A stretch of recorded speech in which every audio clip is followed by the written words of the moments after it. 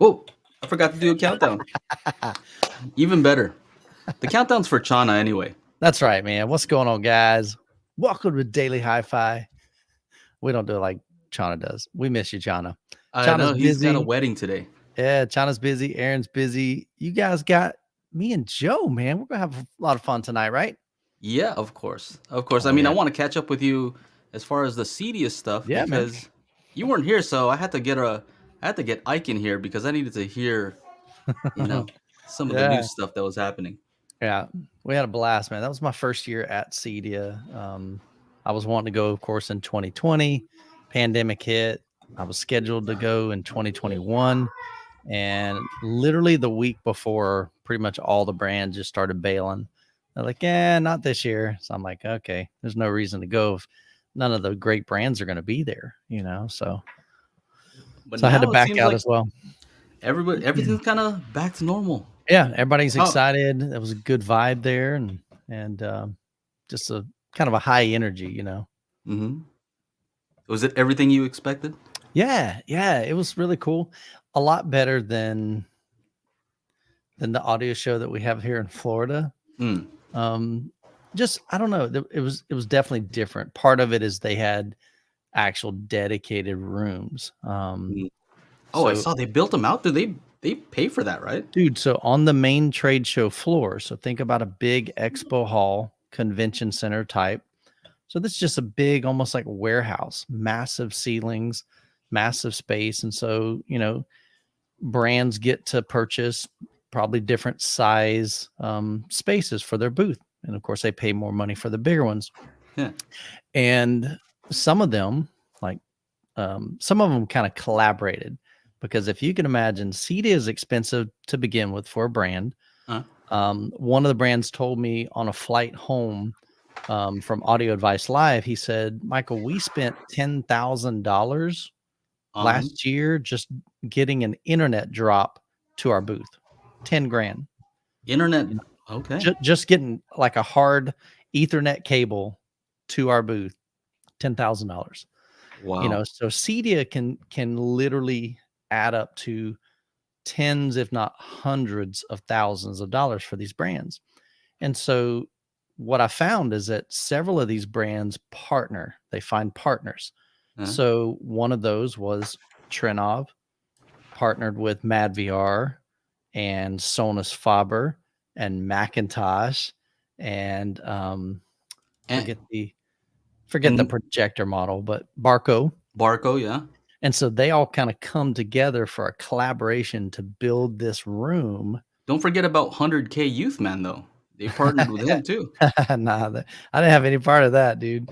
But so they had this massive room, beautiful room that was custom built from, I think, like France, somewhere overseas, shipped over here. It was actually shipped over here like 6 months ago, and then it sat there for a long time, and they couldn't release it and all this stuff. So they literally built that room in a day and a half, as far as putting it together and assembling it and everything, getting it calibrated. So that was really cool. And then you've got other brands. Absolute Ultimate AV partners with the speaker brand because they don't really sell speakers. They sell projectors and video equipment and things like that. And so, but that was just really cool to be able to see these brands like Wisdom Audio pairing up with Quantum, for the video side of it, Mm. and just getting to experience those. But my schedule was super, super busy. We were filming, I think I had 10 or 11 booths to cover in 3 days. So we did 4 on day 1, 5 on day 2, one of those being off campus at a dealer's showroom. Mhm. And that was incredible. That was the first time I'd ever heard of Meyer sound. Oh yeah. Yeah, they do a lot of live Phenomenal, stuff. Oh yeah. phenomenal system. They have That a one. crazy system actually. A little side note, Mhm. you know how we always joke around like Atmos and Oro and all this, right? Yeah. They make a system where you can put as many speakers as you want pretty much.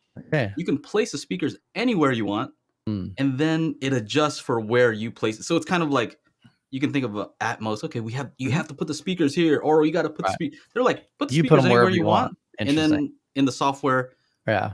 you can move stuff.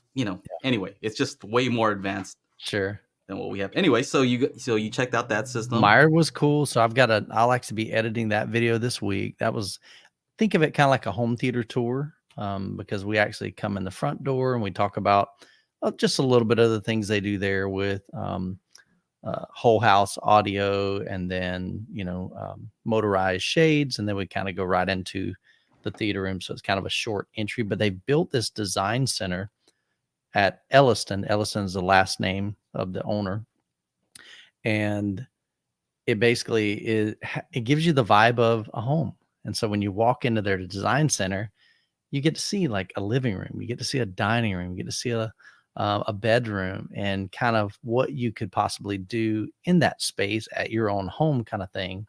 And then of course they got this killer home theater, which was phenomenal. It absolutely breathtaking. Really, really done well. It was designed by Keith Yates, so he's really, really big in the home theater space, and so they just did it really, really well with acoustics and of course, sound treatment, speaker placement, all of that stuff. Just the engineering that went behind it. Even the baffle wall, I saw. I couldn't film it because it's kind of like Keith's thing, Mhm. it's like proprietary deal. But I saw the, let's just say, the architectural drawings of just the front baffle wall. So where the speakers are at on the front wall behind the screen, there's literally layer upon layer upon layer upon layer upon, I bet there's 10 layers of Uh, this baffle wall of different materials and fabric. And I'm like, man, but you could tell it was more than just, we just bought some expensive equipment, threw it in a room and hope it sounded great. It did it really, really well. So that was cool. But it was just run and gun, man. Would finish one, head over to the next one, finish one, head over to the next one. First day we were so busy, we didn't have time for lunch, so we grabbed a cookie. And that was that's what it. you ate. That was it. Cookie and a Coke, and we were on to the next one. Um, I was charging batteries and stuff in between shoots, so we would always go back to. I always forget the overarching name, but it's Anthem, JBL Synthesis. What is the group called? Harman. Okay, so Harmon, yeah, okay. yeah, Harman Luxury Audio Group. So they had this big booth, and they had a kind of a round circular spot right in the middle, and so it was cool because they let me just crash there. So I'd put my camera gear up there, I'd be plugging in. I had extension cords, and uh, Real, real quick, some it people was are fun. asking about this Yeah. Meyer sound thing that we Yes. mentioned. Yeah. So sorry to interrupt, real No, quick, you're but good, man. space map. It's this space map, and so Oh, I've watched some interesting. Yeah, yeah. actual some videos about this. I don't know that this does it justice, Hmm. but you can see. Look at this layout. Like That's crazy. they don't care where you put them. And Right. then so the whole idea is it's a little bit different in that it's made for, let's say, a Disneyland, right? Hmm. At Yeah. Disneyland, you may want this sound Hmm. like when it detects somebody comes in, I they got want the sound to move from this to this speaker in like a spiral upward. you. Yeah. Okay, well, Interesting. that's kind of what it is, right? Right. I mean, it's just yeah, it's just the next level of what we're trying to do. You see? Mhm. Here it is. It's probably extremely expensive, but Yeah. Well, check it out. Space Map. I'm assuming Meyer was pretty high end. Yeah. But it was awesome, man. Super, super cool. So I'll be editing that video, like I said, sometime this week. But yeah, man, I think as far as, did it meet my expectations, exceed my expectations? It was just a fun event, man. Just really I'm fun. It was great getting to know the vendors because, I've been emailing them back and forth for 4 years. A lot of them I've never met personally. So being able to connect with them personally, some of them we reconnected from M-Wave or reconnected from Audio Advice Live. So I had a chance to, hang out with them again. mhm. Um, got to meet some fans, so that was cool always, so but we just had a blast, man. And hanging out with Brad, he was super, super helpful, man. He did all my camera work for me, Mhm. so that I could just focus on the kind of like the message and interacting with whoever was kind of speaking on behalf of that brand, and just having kind of an interview style and a conversation more than a sales pitch. Because I told all of them, I said, look, my audience doesn't need a sales pitch. They don't want a sales pitch. They just want to hear your heart. They want to hear your passion. Of course, they want to hear about your products, but let's just have fun with it. And if you and I can have fun with it in our conversation, they're going to connect with that, and it's going to be a good I know what video. you mean. I know what you mean. A lot of times they're just in that mode though, right? Yeah. You kind of have to get them Yep. out of that mode because they're just in Yeah. that's what they've been doing the whole time. Yeah. So when you get into Yeah. it, they're like, yeah, and by the way, blah, blah. You're like, no, hold on, hold on. Yeah. Let's just relax, bro. Let's have some You got to fun. I throw them off their game. I'll ask them some weird Yep. question, Yeah. talk about like their shirt or something random. They're like, what? Huh? I'm like, yeah. It's like, that isn't in the script. What do I do? Yeah, come on. What is this? I'm curious about those rooms though, because I saw in the videos there's these like rooms that they build. Yep. That's pretty amazing, right? Because a typical convention center is just a big open space. Correct. If you play some loud stuff, you're gonna just disturb everybody, Correct. and that's the problem with sound is Yep. it doesn't discriminate. It's just gonna go everywhere and anywhere it can go. So they have to contain that, right? Yep. So a lot of brands, I say a lot. There were probably 6 or 7 that I know of, but I know there were other rooms that I didn't even get a chance to visit. Mhm. One of those was the Sound United room. Never got a chance to get there, but I think Haterade Cowboy. He's a new content creator. Jordan, super nice guy. Had a chance to meet him at the show. Yeah. Jordan did a video on that, and so Bowers and Wilkins had not their highest end, but not their lowest end, kind of something in the middle. I think it was their CT series. So they kind of look like monitor speakers. They're kind of square, rectangular shape on stands. So they had that set up in a room. So they had their own room. Like I mentioned, Trinov and Seymour and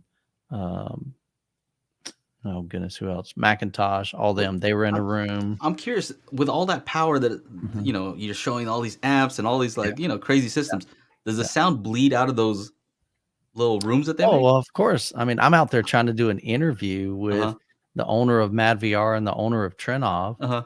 And the room behind is it's just That's all. See, these are the things I want to know. Oh yeah, like yeah. all You the hear stuff it. that Yeah, you can't contain bass. You know that. Yeah, And I those mean, are the us- things I'm curious about, right? Because Yeah. like I know everything from the videos. I watch the videos. Yeah. I know I pretty much know what's happening. I have Yeah. been at trade shows, but I'm like, does it shake? Like, what's happening here? How dark are the rooms too?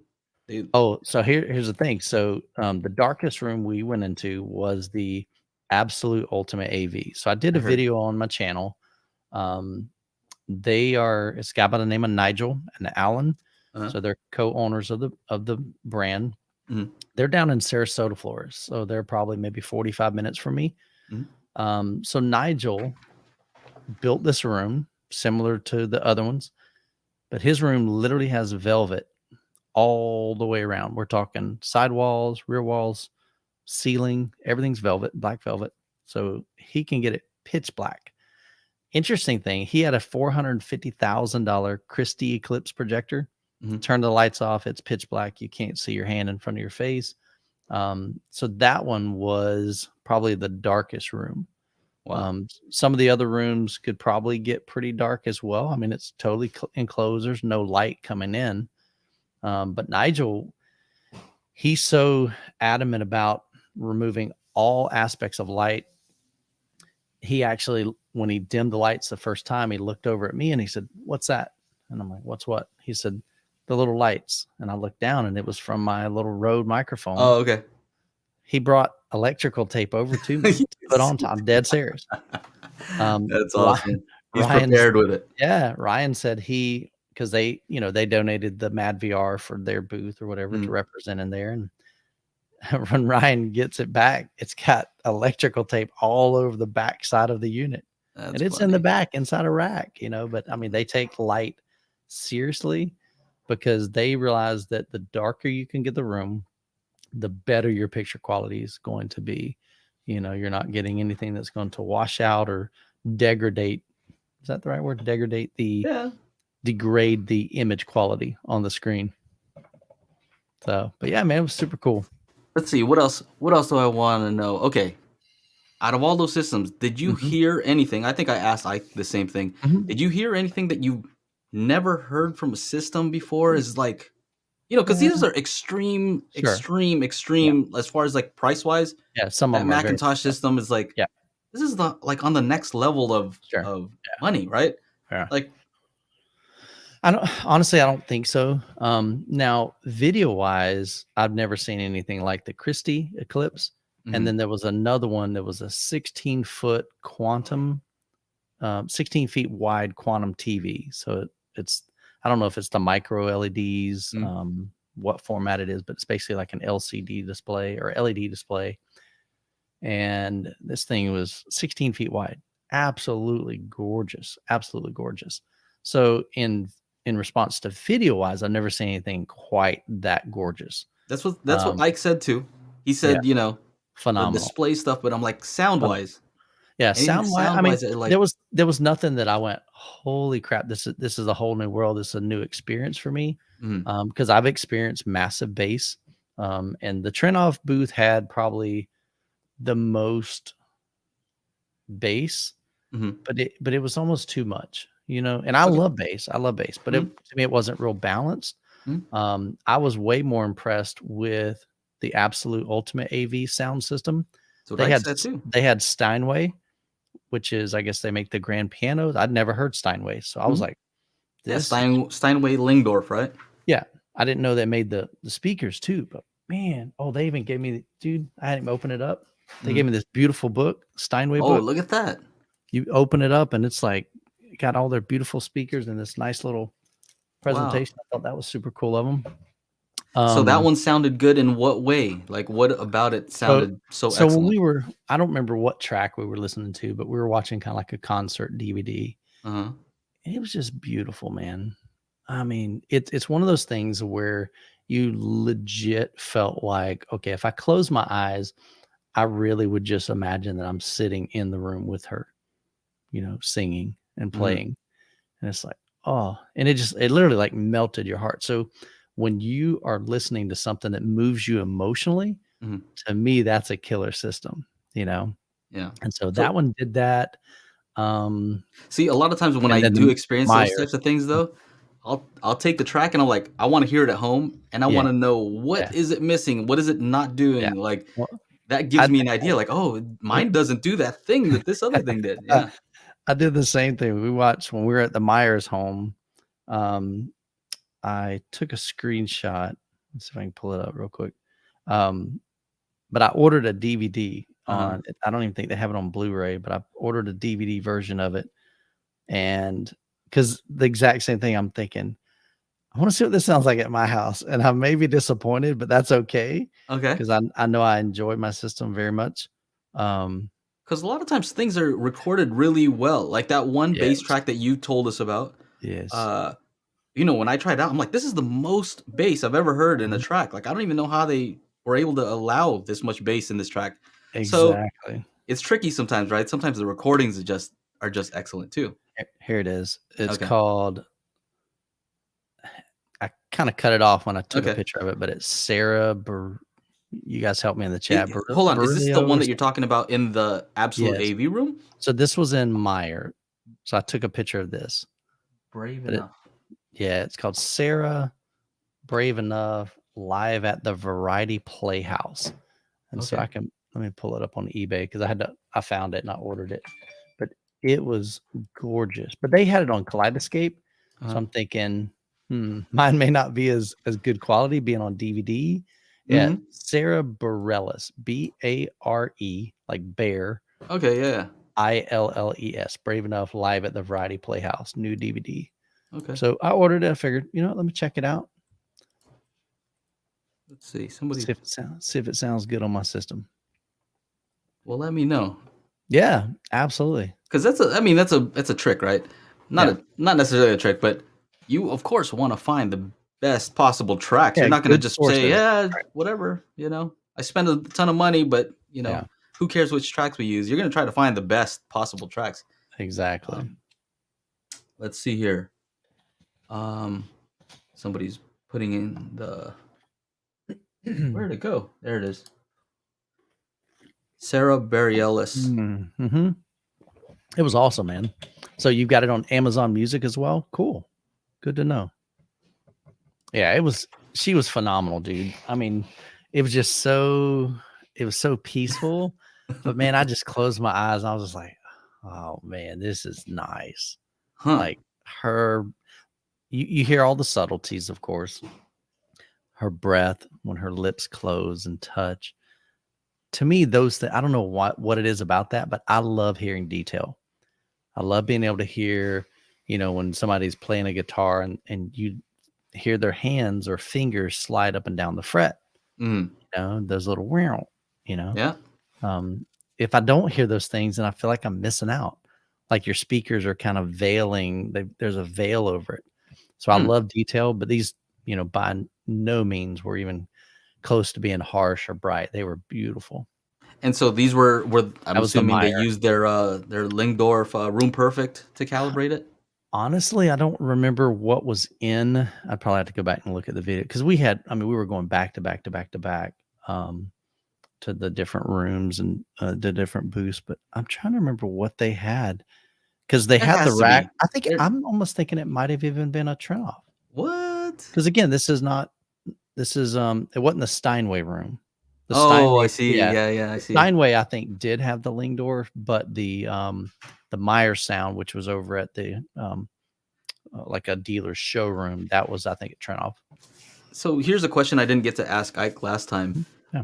You know, I think a lot of people I don't know if I've heard Trinov before. Mhm. I need to go listen to FOMO's. Yeah. He's nearby. He has a Yeah. Trinov, but Yeah. of course that's very expensive. It's kind of Very. like, Yeah. the thing to get if you want Yeah.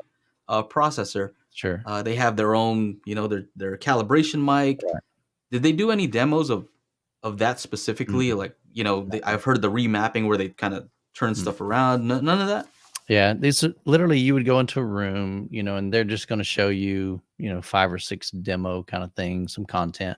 A Mm-hmm. lot of Top Gun Maverick demo Mm-hmm. clips playing on Kaleidoscape. Pretty much Kaleidoscape was everywhere.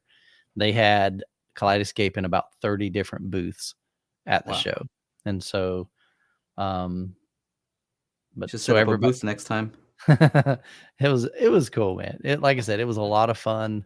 I think next year I'm gonna get a hotel probably closer just to take that 45-minute drive out of there, but which was fine. It wasn't a big deal. But it might allow us to kind of, well, now that I think about it, if I'm making the amount of content that I was making, I was editing 2 videos a night sometimes till 3:30 in the morning, you know, to get them out the next day. So that's one of those things where my brain told me when if I was closer, then I could maybe go out to eat with some of the people from, the brands or whatever and hang out with them like we did at Audio Advice Live. But it's a different probably was a lot different there because like I was in work mode. Mhm. There Well, wasn't a lot of dude, there wa all you the know videos that you made, you Yeah, didn't really have time to. correct. Yeah. Yeah. So no eating, whining and dining? The Nah. youth I man? mean, we went out a couple times. I mean, like, simple stuff, Outback or not Outback, but Applebee's or, Okay. there was definitely nothing like, "Oh, this is fancy, this is cool." I mean, it's run and gun, man. Let's eat, let's get back to the Alright, hotel because I got alright. So videos no to edit. no yeah, because a lot of Yeah, times I think people wanna know, like, "Oh, yeah, did they treat you real nice?" I mean, yeah. sometimes if you have time, I don't mind having a dinner with So a again, company. so Yeah. at Audio Advice Live, we did a lot of that. Mhm. So if you think about this, let's say the show ends at 5 or 6, I wasn't necessarily in work mode. It was like, "Okay, I'm just coming to check this thing out. I'll make some content on it, and it's just gonna be a fun event." Mm. And so, I had a couple videos that I had contracted with different brands to make some sponsored content, but for the most part, it was just like, "Okay, I got some free time." So, when 5 o'clock rolled around, a lot of times, the guys from RBH were like, "Hey, man, you guys got dinner plans?" "No, man, that's cool." So, we'd walk down the road to a barbecue place, and we'd have dinner there. And then there was actually a restaurant inside the hotel, nice little Mm. restaurant. And so one night we were there with Joey Peacock from Indie Audio Labs, and we're there from with uh, Richard Latowski from Mad VR, and the guys from PSB were there. And so Oh, we're just sitting down at a big old table, just hanging out. Chris uh, Walker from ELAC, yeah. he was there. So, those types of things. It was a lot of fun just to get to know those guys on a personal level. Yeah, you kinda wanna see I like to see the Yeah, culture. A yeah, lot of times I wanna see, like, yeah, what the company's about. Sometimes yeah, you get to see, like, do these guys get along, yeah, all yeah. these little So things. so I experienced that at Auto Advice Live, but like I said, CEDIA was more like, okay, I'm on a mission. I've got 12 videos I need to crank out. And Business. so it was really about that. So Strictly business for you. yeah, By the way, but we had a lot congratulations of on the fun. 100K. Thank you very much. Yep. 100K subscribers. What's up? Yeah. So that was super You've been cool. wanting that for a long time, and I kept telling people, I equated it to a marathon. And let's say you run your first marathon and you know the pace that you run, right? And you know that you should be able to finish this marathon in, let's say, 6 hours. And so in hour 2, you're into it, or maybe hour 3, you look at your watch and it says at this pace, you're going to finish it in 7 hours. You're like, okay, 7 hours isn't bad. That's still a good time for a marathon. It's cool. And then you run another hour and you look down, it says 8 hours. And then you run another hour and you're like, it says 9 hours. And so the, I guess the time frame kept getting pushed back further and further, just because I wasn't growing as fast as I was 2 years ago during the pandemic when everybody was staying at home watching videos. And I was focusing a lot on home theater tours. And what I found through my channel is the home theater tours, although they're the highest viewed videos on my channel, they don't produce near the amount of like new subscribers. They're not reaching a new audience. Mhm. YouTube is promoting this to my audience, and my audience says, "Man, I love these videos. We're going to watch these." So average view duration's high, click through rates high, all that stuff's good metrics, but it's not reaching new people, and those new people are subscribing to the channel. So I saw Yeah. my channel growth slowing down. But I just kept reminding myself, slow growth is still growth. And I think that's a principle that can apply in every aspect of our lives. You know, if you're growing, whether you're losing weight, whether you're That's the working on, opposite of growing. well, but what I'm saying is you're losing weight. So even if I'm losing a half a pound a week, is that still good? Heck yeah, it's good. You know what I'm saying? But in our brains, we're like, but I want to lose 5 pounds a week. You know Yeah. what I mean? So even slow growth, or let's say progress. I hear you. I hear So you. slow progress is still progress, or, and in my case, slow growth is still growth. So I just had to keep that focus. And, you know, I told somebody, I said, you know, um, there's no bonus when you get No. 100,000 subscribers. It has nothing to do with that, but it's literally just a mental goal that I've busted my butt for 3 years, going on 4 years. I've got 500 and I don't know 90 videos, and it's just it's a milestone is all it is. Sure. It's a personal milestone, and so it was cool to. I mean, it was like woohoo, and then all right, we're on to the next video. But it was just, you know, finally we hit that, and you That's know, a nice round number, right? yeah, It's a good number when somebody, yeah, hey, so what do you do? You make yeah, YouTube videos? Let me yeah, check you out. Oh, wow, you have over yeah, 100,000. Wow, yeah. it's pretty good. So again, it doesn't change anything. It doesn't change who I am. It doesn't change how I interact with fans. It doesn't change So anything. do you think you're gonna slow down? Because I felt like towards the Mm. end, I this is how it seemed to me. It seemed like you wanted to get to that 100K so badly. You're like, I'm gonna keep pumping out content, just like pumping out like super fast. No, I Or mean, is that just the think way about you're gonna keep going I've from now on? I've done 12 videos, and well, I've probably done 8 or 9 videos in 8 days. So, I mean, I'm cranking more out now than I ever have. And of You think you course, can that's keep from that pace? no, no, no, because that's daily. Because think about this, I had filmed 5 videos in a day. So now I just gotta edit 1 a day to get those out every day versus here. So one thing that's kind of interesting is it does have me thinking more about how can I batch process? And I hear guys talk about that. It's basically where you're already in YouTube film mode. You've already got your camera set up. You've already got Mhm. you're ready to film and all that stuff. You got your mics on. Try to film more than one video because I've right now tried it. I've tried it. It's hard. I'm not good at it. It's But hard, man. but see, I mean, on this laptop right here, I've got 12 videos, each in a folder. One's called Sony, one's called Kaleidoscape, one's called Wisdom Audio. And I can go into that folder and just start editing right away. I got all my B-roll sorted. I got all my A-roll sorted, Yeah. you know, so I'm like, okay, I see the value of batch processing, but Oh, yeah. I'm not good at it. But if I can get to that point Mhm.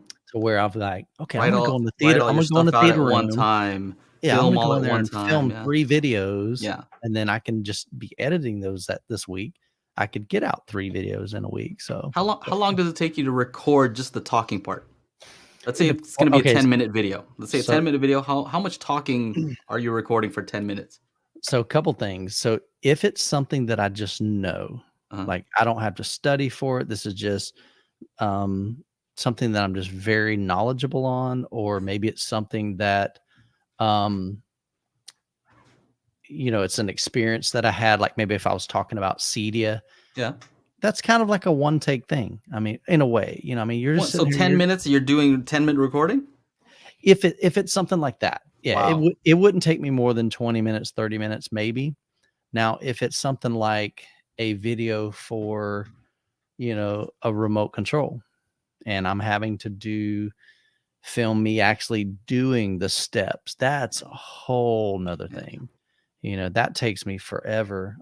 Or even if I'm doing an AVR, because I'm not only am I talking about it, I want to show you if I'm yeah. talking about the menu or hey, check out these new pre out or preamp mode in the Marantz receiver. Well, I want Yeah, to walk you through and show you what that does and what the menu looks like. So that's just where it adds a lot of extra time. And it also depends if I'm using a teleprompter. If I use yeah. the teleprompter, I can get through it a whole lot quicker. I mean, there's Mhm. still a lot of multiple takes because I don't read super well, but it's still a whole lot quicker than me to go in there and be like, oh man, I totally messed up, or I totally forgot to talk Yeah. about that, or I'm and then I'm usually having to taking figure like 30 to 40 minutes, out. even if the video's 10 minutes, even if Yeah. even if it's a script, Yep. it takes me that long. I just, Yeah. it has to be perfect. If I Yeah. say something a little bit weird, I'm like, "Oh, I gotta redo that." Yeah. So I'm not, So yeah, really it just takes me a while. it depends on the video. I mean, average videos from start to finish, a lot of them are I mean, they could be as quick as 5 hours, but oftentimes they're, 10 or 12 hours total in a video. But then at a home theater tour, it's gonna take me 10 to 12 hours just in editing, and then another 4 or 5 hours at the person's home. So, I mean, it really just depends on the video. I'm trying to Yeah, so read some of these. I was laughing because they said I saw some behind the scenes. They're like, "Look at Michael, he's talking to himself." You're like, "Yes, I'm gonna just, this is the Atmos height right here. Gotta do this, Did you man." see Brad's video of me doing Yeah, yeah, that? yeah. So Oh, I that thought was that was funny, hilarious. and he's Yeah, like, "Oh man, I can't believe like how much time he takes." I'm like, "Yeah, yeah." So I take a ridiculous amount of time just doing B-roll. So the yeah, batch thing that you're talking about, yeah, I don't know that there's enough hours in the day to make 3 of them, maybe 2. That's pushing it. Because I might spend 3-4 hours just doing B-roll. And that's not yeah, even at a location. That's like just a speaker here, and I want to make it look nice. So that's an issue. It's an sure. issue I have that I want it to be, you know, perfect. Even though I don't think anybody else cares for it to be that perfect. It's just my Mhm. own personal thing. But that's why batching is just hard for me because, all right, that means that I'm gonna sit here instead of 4 hours, I'm gonna be here for 8 hours. That's that's not really, Sure. you know, that helpful. Um, oh, no, we're not referring to batch rendering. We're referring to like making a couple videos at a time because it Yeah, does take a while to set up a camera, make sure right. your lighting is certain Yeah, way, versus if you set up your mic, do all that stuff once, and then record 2 or 3 videos. Change yeah. out your shirt if you have to, whatever. Sure. Yeah, because if you think about, like, in my setup, so I have a theater room. I don't have a studio, so I don't have lights that are set up. I don't always have a like, here, I've got a microphone that's Hmm. easily I can just swing it around, Hmm. grab my camera, and I just hit, go for a video like this. But in my theater room, I've gotta get out my tripod, gotta put Hmm. my camera on top, put in my batteries, get my SD card, set up my first light, set up my second light, set up my third light. So there's just a lot of steps involved in that. And you got to be in the mood. I mean, there are times that, I mean, Joe, sometimes you're Yeah. like, dude, I know I need to make a video today, but dadgummit, I don't want Yeah. to. By the time you hit record, you're all like kind of sweating. You're sweating. You So just gotta be. Hold on. I yeah, gotta. I gotta look relaxed. so I if gotta you've look already got excited. everything, if you've already got everything set up and you're in the mood and you're excited to film, Yeah. if you can get to the point to where you've got like, okay, I'm gonna film 3 videos, Mm. then I can edit those videos throughout the week. Mm. Maybe like every 2 days I could crank out a new video. So, but yeah, so that's what we're talking about. And then IMZ, he had asked that, if we could have questions like call in. I said, yeah, we actually have that ability. Yeah. Don't know if Joe's got it set up, but Yeah, it's set up. He was asking about that. We could do that. yeah, I'll put it up. We haven't done it in a while, so yeah, hopefully it works. yeah. Um, yeah, you just call it this number. There you go. I So think it'll work. IMZ, if you got a question, call us that number right there. We'll get you on the air. We'll try to see if it'll work. I, But we I was hadn't done that in a while. I was joking with Chana about like how you always look like real excited and Yeah.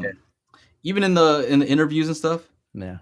And then I'm like, he's Mm. just really like that. I mean, So he here's the really is pumped. He's pumped so about this. He's yeah, happy. and the cool thing is I got to see me firsthand, like on and off camera kind of Mhm. thing. And I'm the same dude, man. I don't change. I don't put on a persona. I'm genuinely this happy. I'm genuinely this excited about home theater and audio, and it truly is my passion.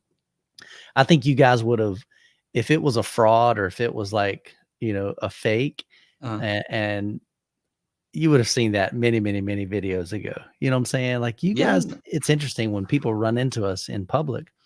They're like, I kind of feel like I know you, yeah. because you get to know our mannerisms. You get to know sometimes insight to our families and what's going on in our personal lives. And so you do kind of feel like you know us to some extent, I think your teeth just show.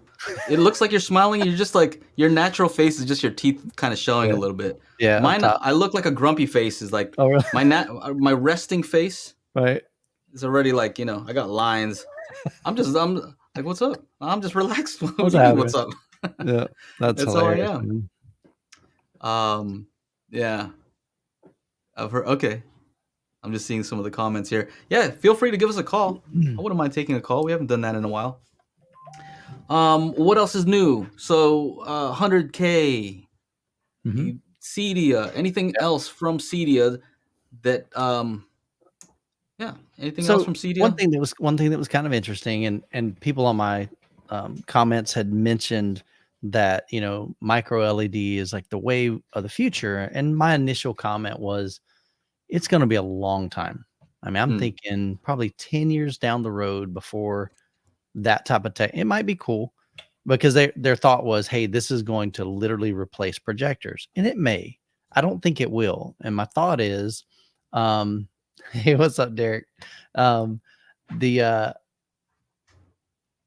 Man, I'm so ADD, dude. I see that question, then I forget what I was talking about. Man, help me out, Joe. You know, What was I just talking about? I think you're talking about. I forgot. You, I saw the M wave thing and I got distracted as I well. did too. When I read that, then my brain, I can't stay on focus. It's all right. Hey, let's go. Let's go wherever we feel. We can do whatever we feel like doing. Oh, okay. I know what I was talking about. I was talking about Hmm? micro Oh, LEDs. And okay. so they were saying how You put it. that's going to replace the projectors. Uh-huh. And I said it may, but my thought is, even though there's this new technology and it's going to get better and better and less expensive, so are projectors. Hmm. They're going to get better and better, and they're going to improve. Their black levels are going to get better. Their lumen output's going to be better, higher contrast, and all that. So I don't think like this is just going to totally eliminate projectors, but it was really cool to be able to see that format in person. Yeah. To They still see. got to figure out the center channel thing. Yeah, so that's Right? definitely different because if you got a big display and it's kind of like a TV. Now Wisdom Audio had a pretty cool, um, and he explains it in the Quantum Wisdom video that I just posted, I think yesterday.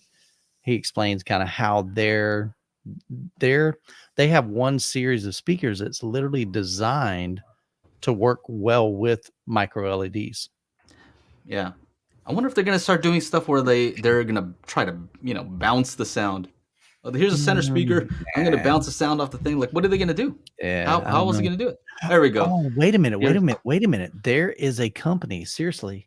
I Huh? don't remember who I was talking to, and he mentioned just that. He said, one technology that we have Yeah.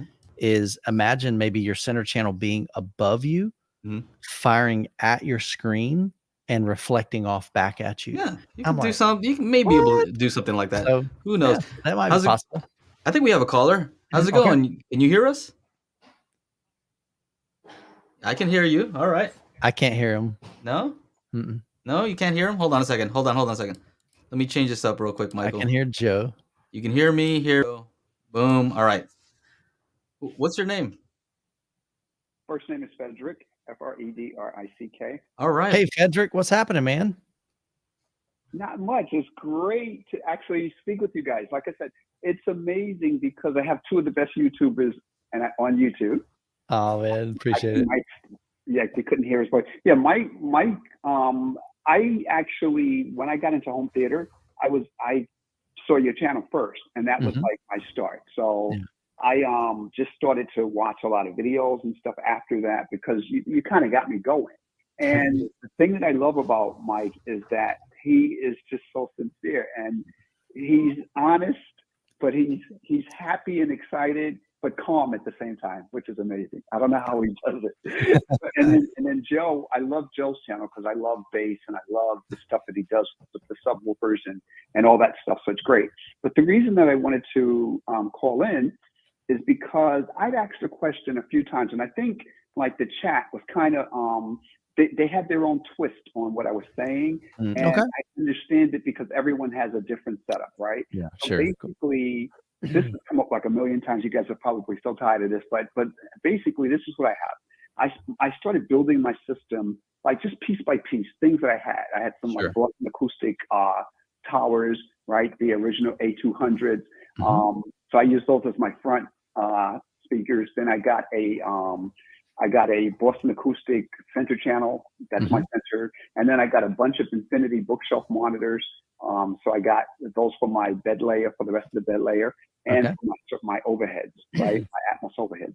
So I have a 7.1, and I have 4 subwoofers. I have 2 SB 2000 Pros.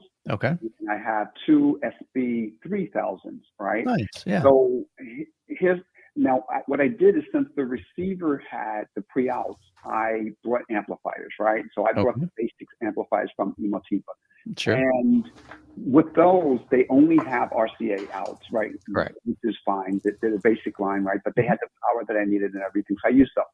Yep. Now, my question, because I know Youth Man, Mike, you've mentioned a few times, and I love the fact that you actually changed your stance. You didn't like dig your feet into the ground. You kind of said maybe the differences that you heard when you went separates were because of the room correction. It could be. Yeah, the room correction, right? 100%. And so my question is like with my current setup, I have an AVR, right? Yeah. I'm wondering, buying one of these super expensive processors, right? Okay. Yep. And replacing my AVR, right? Since I already have the amplification and everything else, yeah, would it really make a difference? And that because people who have like super expensive AVRs, if you ask them the question, they would just laugh at you and say, "Of course, it's the best thing I've ever done in my life, right?" Yeah. But is it really? That's the real question. So and my room is treated. That's the other thing I meant to mention. Recently, I contacted GFK and I got acoustic treatment for the entire space. Okay, good. Calculations. Yeah. Right. So that's all taken care of. It sounds good to me. Right. But again, it keeps that itch where I'm wondering if I know it would make a difference, right? Because you're spending a lot of money to do that, right? Exactly. The processor, look at the new Marines processor, just came out and it's $7,000. I know. Right? I totally get it. The previous model was like way less than that, but they decided, I guess, since we're so willing to open our wallets, they may as well just put some money. Yeah. Well, that's my question. It was very long, but I hope you guys. Great. Honestly, it's a great question. It's a valid question because we all want to know that. Like, if I go from an AVR to separates, is it going to be a drastic difference? And what I always try to do on my channel, I don't try to make definitives. I just try to share with you what I experienced. Now, the problem with, my experience is that, think about this. We had the Marantz SR 8015 flagship AVR at that time from Marantz. Beautiful. I mean, it sounds great. It's got a lot of power. I was using it in preamp mode. So all the internal amplifiers were turned off, connected to my Monolith 11X amplifier. We listened to it, did a couple of demos. Then we unhooked that, connected the AV7706, ran through, we had to run Odyssey. And so think about this. There's probably at least a minimum, because I've got 11 speakers, there's a minimum of 30 minutes difference here, right? Maybe 40. Let's just say it took us 45 minutes to connect it. I'm not 100% sure that actually, I'm almost positive our audio memory can't remember exactly like what we heard 45 minutes ago to be able to accurately compare the differences. But all I can do is share what we experienced. And we felt that we absolutely, because I had been listening to my setup for, think about this, for at least a year with that AVR. And so I have a pretty good idea of like, okay, what it sounds like. So if something changes, I should be able to notice those types of things. So I felt that I did hear more separation, just basically like each channel was a lot more noticeable, if that makes sense. I was hearing more content, more detail from each individual speaker. That was the biggest thing. It wasn't night and day, but I did feel like it was definitely a better experience. Now, is that placebo? Is that Odyssey, calibrating differently and EQing the sound differently on, the second time, which was the AV7706? Is that because there are better, components in a processor? I don't know. And I shared in that video. I can't tell you what or why we heard it. This is just what we heard and what we experienced in my room and in this environment. So, if your room is really, really bad and you don't have any treatment, I think some of these higher end systems like a Trinoff could absolutely probably do a better job than Odyssey, than even Direct Live. With a treated room, if you've got good acoustics and the room or the room correction doesn't have to do much tweaking, you may not notice a massive difference between Direct Live, Lingdorf. Now, we did do some blind AV comparisons at M-Wave, the Midwest AV Experience, and we were able to fast switch between like 5 different room correction software. So we had Direct Live, we had Room Perfect, we had Odyssey, and I didn't get a chance to be in that demo, but people said they could definitely hear a difference. Some, I think, I'm just going by memory, maybe like Anthem, it kind of emphasized the bass more, or maybe it was Direct Live. And so how about this question then for you, Michael? Between separate, right, preamp versus AVR, yeah, do you think the difference, you're going to notice a bigger difference if it is the better components like you're saying it might be? You think it's that? Oh, what happened? Oh, somebody else is trying to call. Oh, you think it's that, or do you think that you'd hear a bigger difference with different or better room correction?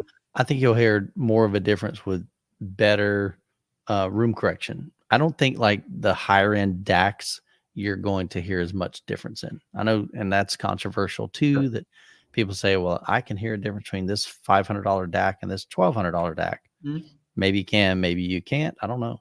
But I would venture to say that a better room correction, you're going to hear much more audible differences than you would in, maybe they're using different circuitry. And sometimes you get both, right? Sometimes you get, you spend more and you get better everything, So it depends on what you're coming from also. Mm-hmm. It's funny. One thing that I just wanted to comment on was when I got new room correction, when I got the acoustic panels in the room, I noticed a big difference, right? I noticed that like even my rears, which I was really surprised, my rear and my rear overheads. Yep. I heard, it was amazing how they just suddenly came alive, right? And I didn't change anything other than running the room correction again. Yep. And it was just like, I noticed that now. It's like there's so much happening back and around it and above in the back Yeah. then I'm really surprised. And that's one of the reasons I asked the question, because then I say, okay, well, this sounds good to me, but then I'm like, okay, Right. I'll spend $7,000. Yeah. And that's always the age-old question. It's like, you can chase this rabbit as far as you want. You're never going to catch him. He's always going to outrun you. There's always something shiny around the corner. There's always something bigger, better. At some point, there's nothing wrong with just sitting down and going, you know what? I really enjoy what I've got right now. If there's certain aspects of your system that you don't like, that would be where I would say, okay, well, what would it take to get your system to a point that you do like it? So maybe you say, I want that tactile bass. Well, what subwoofers are you using? I've got an 8-inch subwoofer. Well, there's your problem. You're Yeah. not going to feel tactile bass from an 8-inch driver. You may say, I've got 415s and my room isn't really massive, but I still don't feel the bass. Okay, well, that's a calibration issue.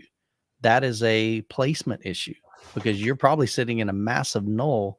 415 should easily be able to pressurize a medium-sized room.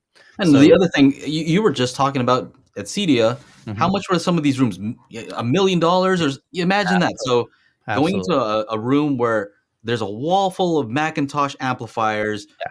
a ton of money being spent on this. And the question I had for Michael was Correct. specifically, did Yeah. you hear anything that you've never heard before in your No. life?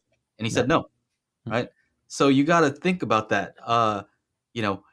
What I focus on are the things that do make a difference, right? Right. I'm always trying to figure out, what is it that makes the biggest difference? Mhm. Speakers, room correction, Yeah. placement, room treatment. These are things that, I mean, like you're saying, it's very audible Yes. and easy to measure. Versus, let's say if we took that an AVR and a equivalent pre-pro, Mhm. if it's a Marantz, stay Marantz, right? So they have all the same stuff.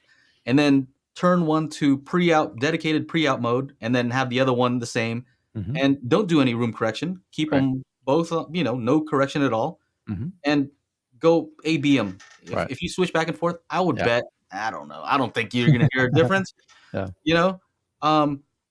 Or, run room correction on one of them and then copy the file to the other one. You have Right. to it has to be Yeah. scientific if you're going to Right. do a Yeah. comparison, right? And that's definitely ours wasn't that way. It was like, all right, I'm swapping this thing out. I'm just going to share with you what I hear, what I experience.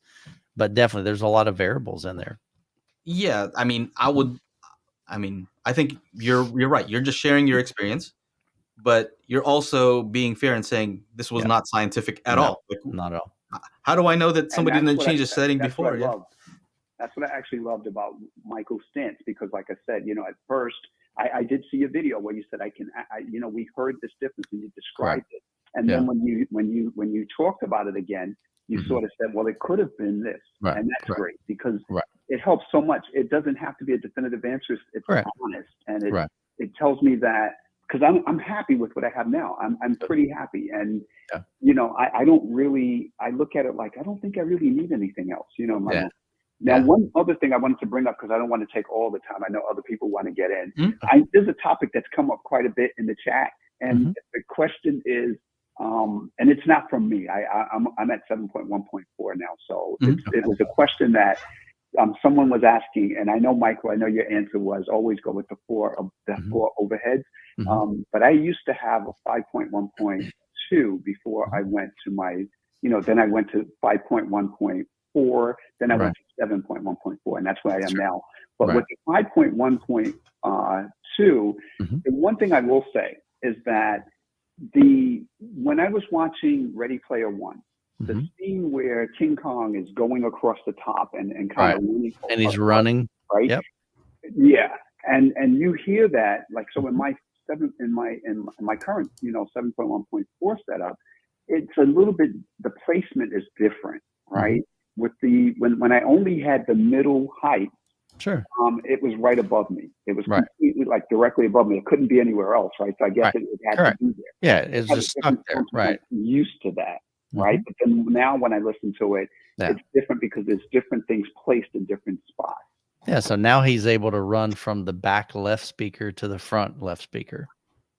Is, Yeah, and is it that makes a big difference. is So Ready Player One? Do they have do they utilize all the channels, or are they only utilizing the 2?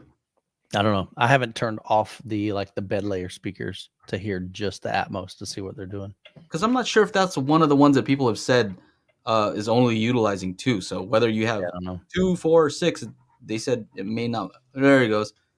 I knew Reverend Slim, but I was. He says it's locked to a 7.1.2 bed mix. Right. Gotcha. Yeah. Even okay. So in that case, he shouldn't hear any difference then. I don't know, but you definitely hear a difference, and I don't, and I guess it's because it's object based, right? Let me ask you this too: is this the same house, same room? It's the same room, same house, same room. Okay. Yeah, because I when I came, I did the 5.1.2, then I just upgraded everything. That's when I brought the additional amplifiers and all that stuff. Gotcha. So that was the only difference. So listen, I really, really, really appreciate chatting with you guys. I appreciate you calling. In the chat on the side, I'm going to let someone else call in, and hopefully you won't have to just hear my voice all the time, right? Thanks for calling in. Thank you so much, guys. Yeah, we appreciate you calling in. Take care. Thank you. Take care. Yeah, so Reverend Slim says 0.2 gets put at the top mid position regardless, but it will be spread between your 4 heights, so still generally image above you better. Right. Okay. That makes sense. What else? Who else wants to call in? That's kind of fun. Haven't done that in a while. I know it's been a little while. So it's good to hear from you guys. Good to hear your questions, live, and sometimes it's hard to convey that in chat, So what else are people saying here? What is somebody saying about this Oro and Yamaha? Is that a thing? I don't know. They're saying that they had an update. Here we go. Another call. Oh, this is who's trying to call last time. Hello.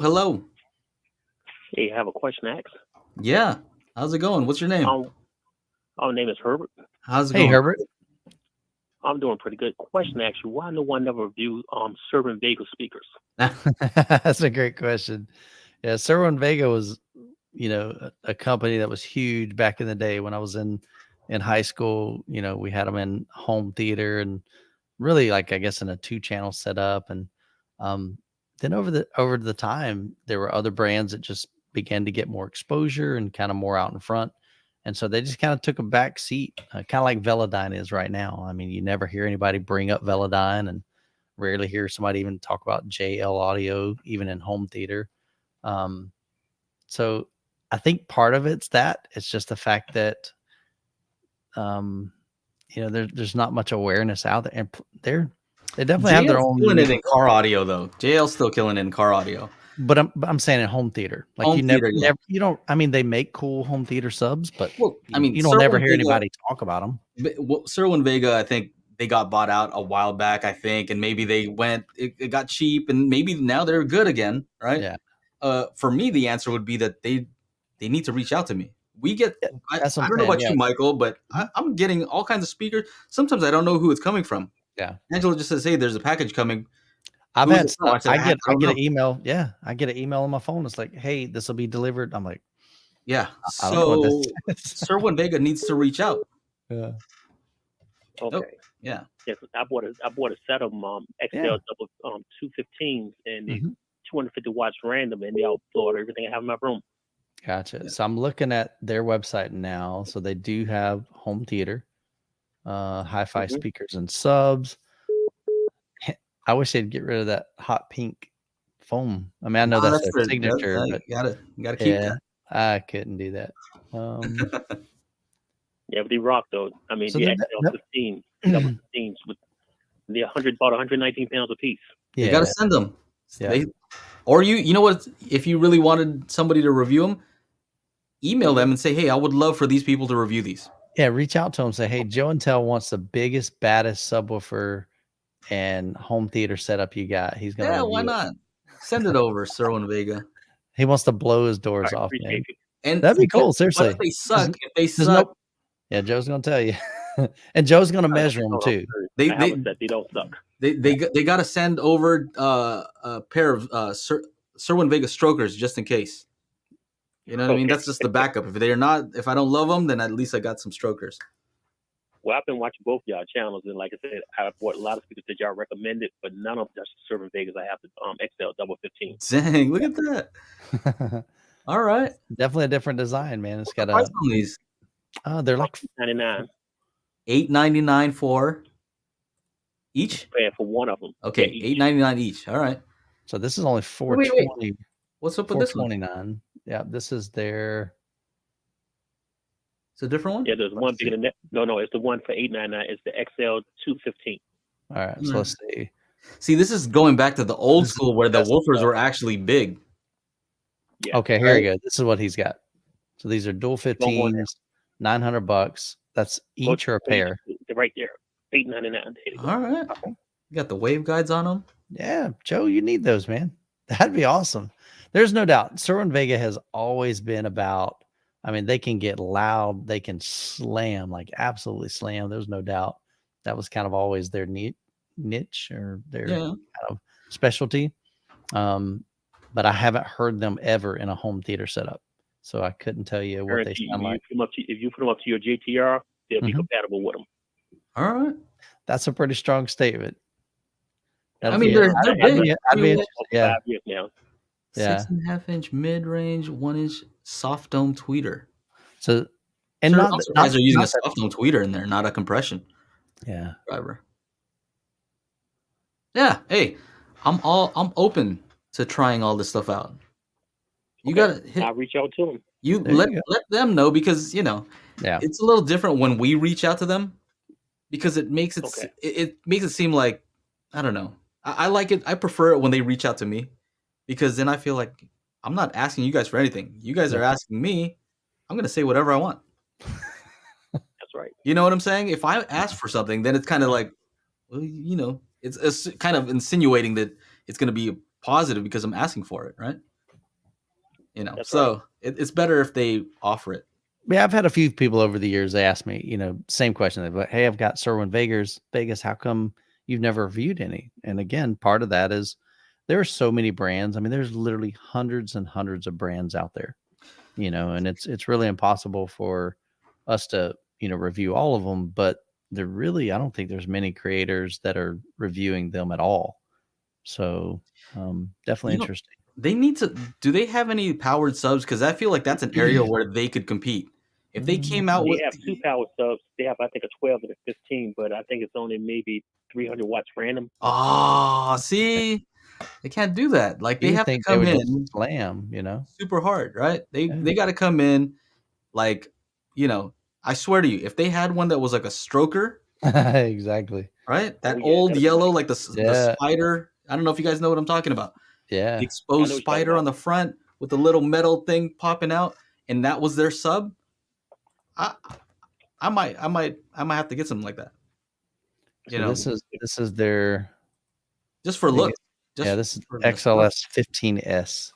So it's $800. All right, $800, and so we got it only goes 250 watts. Look at this though. It only goes down to wait. Something's dude. 40 hertz. So what's the difference here? We got 40 hertz, but then they're saying even 25 hertz though. What? And we got a really small amplifier. So I don't know. They used to be like you said. I mean, they used to be slamming in car audio and even home theater. I don't know, man. So, anything that says if it's a 15, that thing better say 20 hertz and below. Yeah. No excuse. I would love it. Yep. Yeah, Gibson Guitar just sold them out last year back to Cerwin Vega Mobile. Oh, okay. So, anyway, to me, that's the area where I think Cerwin Vega could really pop in and do some damage, right? Sure, absolutely. With some crazy subs. I appreciate it. Thank you. Yeah, absolutely. Appreciate the call.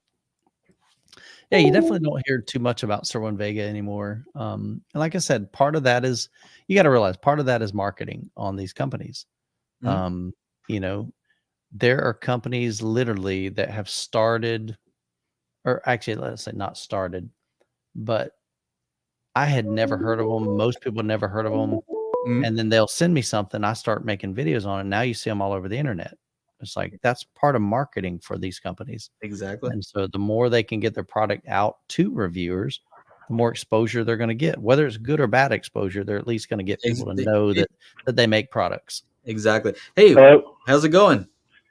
Hey, this is William. I've talked to you guys 3 or 4 William, times. William, what's up, buddy? Man, you've reached your quota. Yeah, I think so. I'm just kidding, man. What's What's up? What's happening? Since I called you guys, I'm kidding, man. What's happening?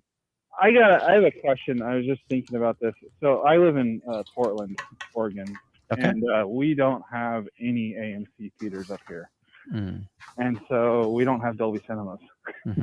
Gotcha. And have you guys been to Dolby Cinemas? I assume you have. Oh, yeah. You live Yeah. in California, and you live in Yep. Florida, and you guys get all the good theaters. Burbank. I grew up in Burbank when they have all the crazy stuff because all the studios are there. Yeah. So- we got both of them in the same theater. So my question is, how does that compare to, like, I guess you guys have very different home theaters, but how does it compare to your home theater? Would you? Great. No, great question. That's a big question. But Yeah, sure. All right. The biggest thing is we don't have to fill a 100-seat auditorium, so there's definitely a different dynamic there. I don't have to have a 30-foot screen to be able to get the same immersive level or immersiveness, I guess. Of course, I think their projectors are brighter than mine. Mine's not the brightest, that's for sure. I love the colors on it. I love the detail. It looks very natural, but a lot of times their projectors are probably hooked up to 3-phase power also. So yeah, but they're also a lot of times those, like in the Dolby Cinema, I think they're using 2 Christie projectors. And so both of those projectors are in line together. So you're getting a lot more output, like lumen output from them. Right. I mean, there are times that I watched Maverick in Dolby Cinema. Absolutely loved it. It was phenomenal. It sounded great. I can't wait to check it out on my own home theater. Me too. I saw that. I had pre-ordered it right after I saw it, and which was like in May. Yeah. But I've been watching, or I had to watch it at just a Regal that we have here locally, and it was really underwhelming, honestly. Oh, correct. Yeah. It was a 7.1 theater. Sure. And the projector, and it was an old school theater, before they started putting risers in there. Yeah. Oh wow. So everybody's flat. Oh, gosh. You have those seats that fold up and down like this, or what? Yeah. No, it wasn't that bad. It's from like the 90s or maybe the 80s. Yeah. So, but I live in a real small town. It's called Oregon City. You've probably heard of it. It's Oregon Trail. So, anyways, but the point is that it was just a really bad experience, and I was sitting there thinking to myself, I was like, I knew this was a great movie, and I knew it had a good soundtrack, but the whole time I was thinking to myself, man, I wish I could watch this at home. So check this out. For me, I listened to, what was it? I don't remember the exact movie, but we rented out the theater for a birthday party, and I recorded a little bit of binaural audio so I could kind of compare at home. Oh no! And so the theater 2002 piracy, Joe. Yeah, exactly. No.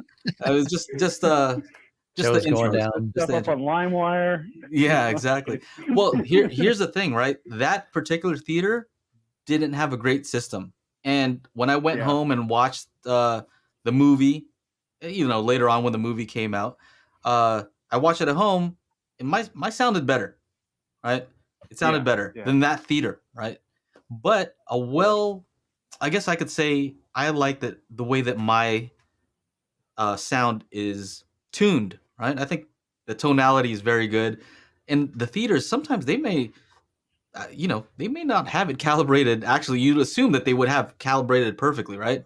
But, a lot of times they're calibrated to the X curve. This is a whole different debate as to whether that's the proper curve. A lot of people don't believe so. That's the curve that the Denon or Odyssey is kind of based off of. Anyway, a lot of people don't think that's the proper curve. I know IMAX, I find too bright, right? When I go to an IMAX theater, I'm like, that's too bright. Like the sound is too shouty. Yeah, it's not even loud. It's just too bright. So I listen to clip speakers, so I'm used to that. There you go. Noise.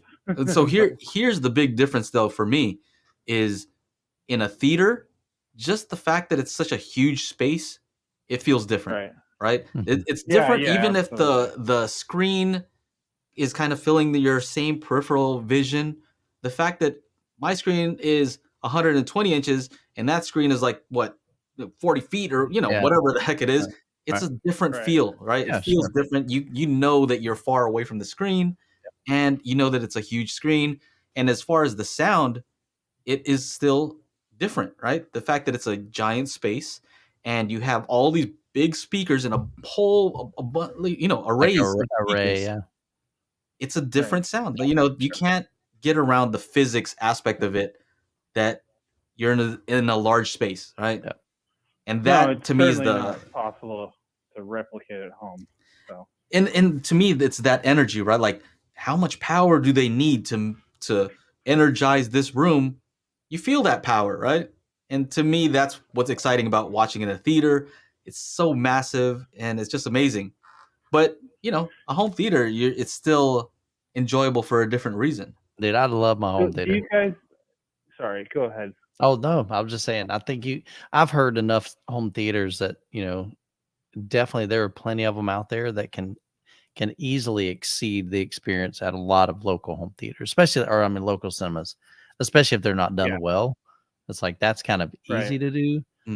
But the nicer ones like Dolby Cinema, Dolby Atmos, those theaters, like I said, I'm kind of with you. Sometimes they're almost too loud because I don't listen to movies at reference, and more than likely they're pretty close to stinking reference in the theater, and so it's pretty loud. So, so when we used to have a OmniMax, do you guys remember that? It was like the dome that you like went inside of. Okay. Yeah, we have something similar. It's different from IMAX. It's gone now. It was it's same. Yeah, it's gone now because the film format was just insane, and the cameras were like the size of Volkswagen Bugs or something like that. They had to use to film the movies. Right. But when I was going and looking at watching those movies in the 90s and the early 2000s as a kid, I still remember that experience to this day because that screen was so enormous and it literally took up your entire peripheral vision. And when they would, there was a movie where they're flying through a canyon in a jet, kind of like Top Gun, and you felt like you were turning with the screen. Like you're not moving, but your body is doing it. You have motion because it's taking so much of your visual, all of your visual space. Yeah, exactly. It's all the way to your peripheral. It's almost like VR. Yeah, sure. At that. I mean, if we're gonna be honest, if you're watching a great movie, you're gonna be in the movie. At a certain point, I don't even remember I'm watching in a home theater. Yeah. I'm just in the actual movie itself. I think the secret is to make sure that you don't have anything that takes you out of the movie. That is correct. 100%. You can overdo anything. We were talking about this last night. Like you can overdo near field subwoofers. You can overdo your tactile transducers. You can overdo your Atmos channels. So, to where you're going, oh, that was cool. Well, as soon as you do that, you've taken yourself out of the movie, and that's not the goal of it. You want to be immersed into it. Everything that you do in your setup should bring you into that movie experience or music experience, not take you out of it. So one thing that I do love about the local cinema that you really can't replicate in a home theater is the energy in the room, like from the people. I still remember, man, one of the most incredible experiences at a theater was back when Avengers Endgame. There were so many times in that movie, man, the whole stinking place just erupted with excitement. And that was, I mean, you can't do that in a theater room, in a home theater. No. So for me, it was the first time I saw the movie Superbad. Yeah, it's like when somebody else laughs, right? Because nobody knew what, first of all, I was literally 7. Right. It hit me right at the right age. It was extra hilarious for me. Exactly. But also, when I was getting that theater, I was there with all these kids that I went to high school with, like everybody. And I'll never forget it because, none of us had heard of any of these actors. We didn't know who any of these people were. And it was so freaking funny. And I don't remember ever laughing that hard ever again since watching that. That's awesome. So unexpected. That's really it, right? It's like who you're with, the people you're with. Even if you don't know who they are, the fact you're in the same room, you can't really replace that. To me, it reminds me, if you've ever watched, I don't know if you watched American Pie, Michael, and I didn't see that one. No, I watched that in the theater. And so I'm not going to say the exact thing that happened, but the girl is always saying, in this one time at band camp, right? And then there's the last one that she does this one time at band camp, and then like he's like drinking, he spits out his drink, and I think like there was a delayed reaction, and everybody's just like they're all dying. It gives me chills thinking about it. Yeah. So I do agree with Michael about that. There's definitely something to be said about seeing it with an audience.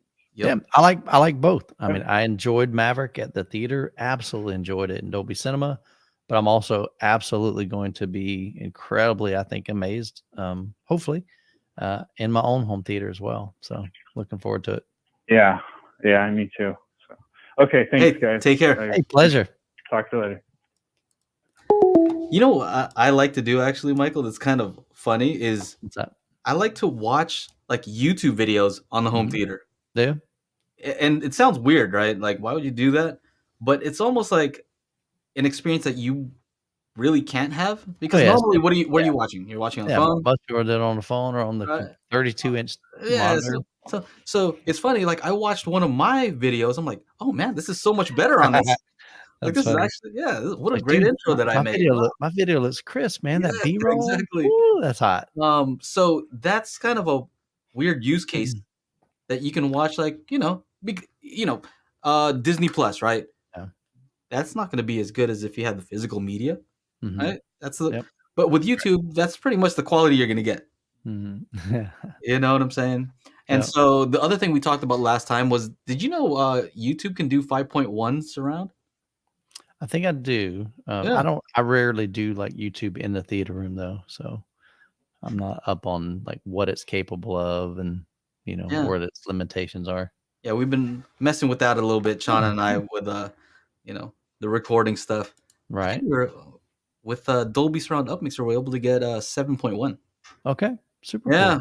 Do some trickery and we're able to get 7.1 on YouTube. Right. Nice. Anyway, that's interesting. And it'll continue to get better.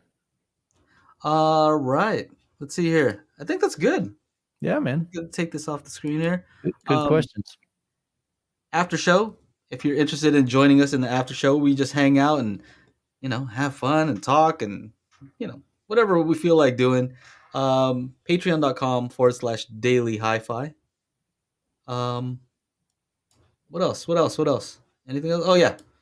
Audio only version of the podcast. If you want to listen in your car, it's anchor.fm/daily HiFi. And that is pretty much it. Michael, I'll let you take over today. I haven't seen you in a while, so I wanted to hear all the stuff that you've been up to. You're the 100K youth man now. So it's been crazy, man. Just a lot of stuff going on. Sometimes it's family. This coming up Sunday, my son and daughter-in-law are having their baby shower. So that's going to be super cool. I don't know what time that starts, so I'll have to check with Jessica on that one. But yeah, man, life is going wild. It's having, just trying to keep up with it, but it's been fun. Yeah, man. Yeah, I almost missed. I was almost late to the show today because I was messing around with car audio stuff. Oh, there you go. When's the last time you messed with car audio? Man, I was in high school for the most part. Yeah. Somebody literally shared a photo with me not too long ago. It's kind of fun, man. I about died. It was pretty funny. So, this head unit that I'm installing is like pretty much an Android tablet, if you think about it like that, right? Right. So you can do all kinds of stuff. You can do all kinds of crazy stuff. They sent me one with a rear view camera that's just a single one. Right. But when you start backing up, it shows you a top-down view. I'm like, how does it do that? That's crazy. Start stitching it together and you get a top-down view. Anyway, I some kids walk by and they're like, that's the most I've ever seen somebody in their car. Because I'm there at late nights, like messing with a thing. They're probably thinking, what's this guy doing? Right. Yeah, what? They probably thought I was crazy. Ripping the place off? Or yeah. I'm trying to remember who sent me the picture. And I thought I saved it to my phone. I was going to show you guys, but it's literally me in high school laying in a friend's trunk, installing some subwoofers and speakers and all that. I got my mustache. I used to get paid to do installations for people. Oh, for real? Yeah, back in high school. That's like the first time I started making money. All right, You got guys. it? Let me see this. This Hold up. is bad. Hold up. I don't know if I'd like just show it on the screen or See. just show it on. All right, let's see this.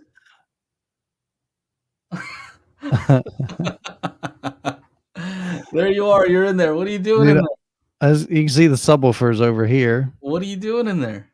I don't know. I was connecting his subwoofers and running wire through his trunk, and that's but that was back in high school, so that's that was hilarious. funny, man. Speaking of car audio, but that literally is probably the last time, for the most part, other than like installing door speakers for my son and his car, installing a head unit for my daughter's car, But as far as like running amplifiers and all that stuff, I hadn't done that in a long time. The thing about car audio is that everything is hard.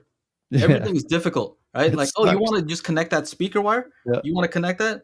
You can't just go and connect it. You got to run it. You got to do all this thing, and your arms are all scraped up. Getting through the firewalls, sometimes the biggest pain in the butt. Everything is an issue, right? You got to run wires. Yeah, so home theater is easy compared to that stuff, actually. Climbing the attic, you got plenty of space. You can stand up, like there you're upside down. Like you were with the feet hanging out. Oh, gosh. Yeah. People judging you when they're walking by. Look at this guy. Yeah. Next time I'm going to find those kids that said that. I'll be like, hey, I review this stuff. This is my job. Yeah. You wish you could do my job. Anyway. Yeah, absolutely. I mean, I see in the chat, you guys sharing about Aaron, man. Definitely keep him in your thoughts, your prayers, man. He's just in a difficult situation right now. And I know reaching out to him, encouraging him, letting him know how much you love him, appreciate his content. That means the world to him. But he's got a video on his channel. You can kind of check that out. But definitely encourage you to go over to his channel. Just love on him, man. He definitely could use that. We miss you tonight, bro. But I know you're taking care of business, and Miss Chana too. Chana always brings the laughs and the F-bombs and all the other. He said you were ignoring him, actually. Who? He said that you had a live stream and like from Cedia, and he was in there, and he's like, Michael, dude, I even called him out. Whatever. He said he didn't even say what's up to me. He said, okay, I'm like, bro, he's probably like busy. It's hard to see everything that's happening there. And I'm trying to remember which one. There was one time he popped in, and I'm like, "Hey, what's up, Sean?" And I brought him on the screen like we do, like his little, comments. But that may not have been that video. So sometimes with the live streams that I do on my channel, I'm not even looking at the chat, like straight up. Mm-hmm. Like I'm letting Ryan, he's tagging and flagging and doing that, and I'm just kind of focused on all the other stuff. So sometimes I don't even see who's in the chat, sadly, or the conversations that's there. Yeah. Anyway, he's like, yeah, he didn't. If I would have saw it, I'm like, come on, bro. I would have easily said, "Yeah, what's up, brother?" Because I know just recently he popped into one of my live streams, and I'm like, "Hey, Chana, what's up, buddy?" And brought his, like I said, I brought his comments in. So no, what probably happened? He probably popped in, and then he, how he leaves the room. He probably left the room. He's like, I didn't even see him. It was I just thought that was hilarious. He's like, I'm like, what do you think? Do you think he just hit 100K? He's like, I'm not going to talk to this guy anymore. No, man, I love Chana. Anyway. Oh, yeah, I know. But it's funny though, like our perception of things, like I had a pastor one time tell me, he said, our perception is reality. Like what we think, that's like our reality. And it can mess with you, man. Sometimes you just got to ask. It's like communication. Just ask. Exactly. Bro, is there anything up with us? No, there's nothing up with us. And then what happened there. Yeah. Anyway. Join the chat. You wanna take us out, Michael? Absolutely, guys. If you want to come hang out with us, we're going to be in the after show.